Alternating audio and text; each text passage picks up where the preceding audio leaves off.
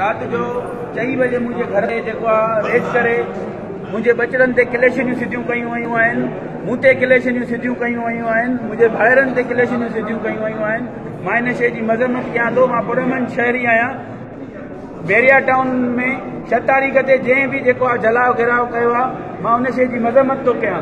पोइ उन में कहिड़ी बि पार्टीअ जा कारकुन आहिनि, उन्हनि खे हू अॻिते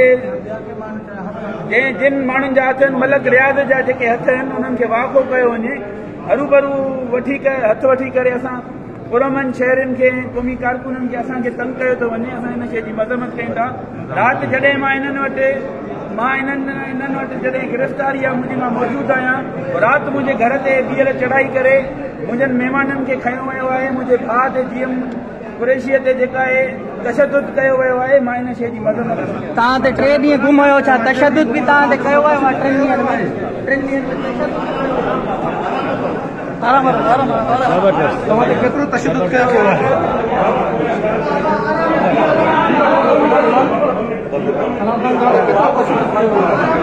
तव्हांखे घणी टार्चर ॾिनो वियो आहे?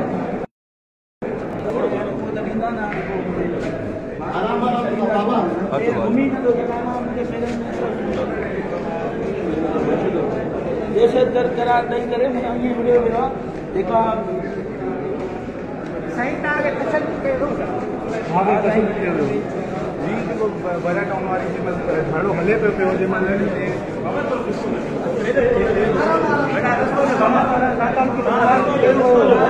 हुते तव्हां पर लाला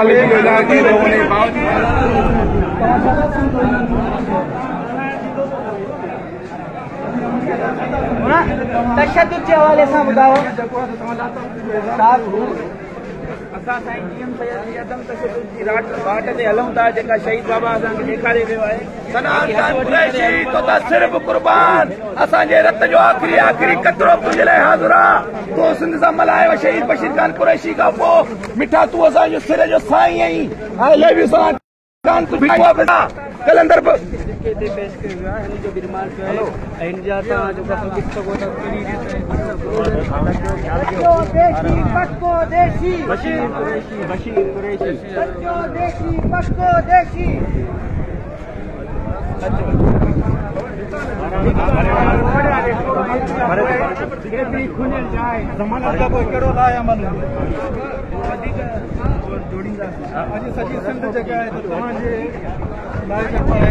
हेलो मुज़ाहरा करे रहिया आहिनि। उमेदनि ते सिंधी क़ौम नाहे लथी। तव्हांखे कहिड़ी उमेद हुई? शहीद बाबा वांगुरु उमेदूं हुयूं, पर सिंधी क़ौम कोन मल्हायो आहे। शहीद बाबा शहीद थी वियो सिंधी क़ौम जे करे, शहीद चाचू शहीद थी वियो सिंधी क़ौम जे करे। असां हे जेके दुख सहूं था पिया सिंधी क़ौम जे करे, पर सिंधी क़ौम अलाए छो चुप आहे। अॼु सॼी सिंध जेके बंदि आहे तव्हांजे करे। अञा सिंधी क़ौम खे कहिड़ा दौरा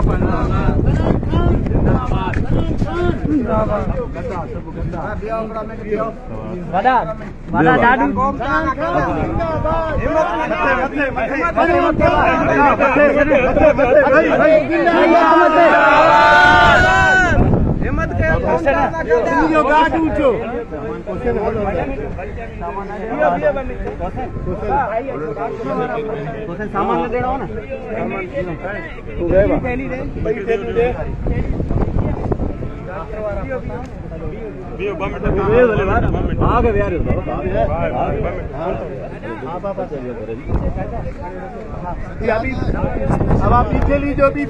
ॿी थैली छा प्रधान इहो बाबा ॾियो।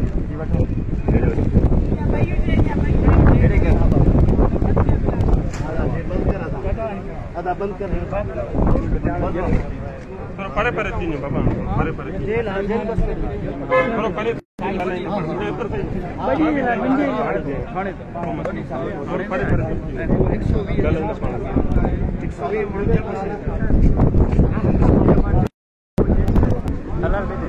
यो कमर जियो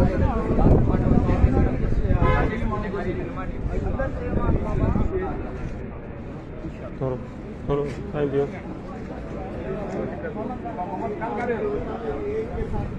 बाहर पाए ना पर पहुंच जाओ, ये खुद पहुंच जाए।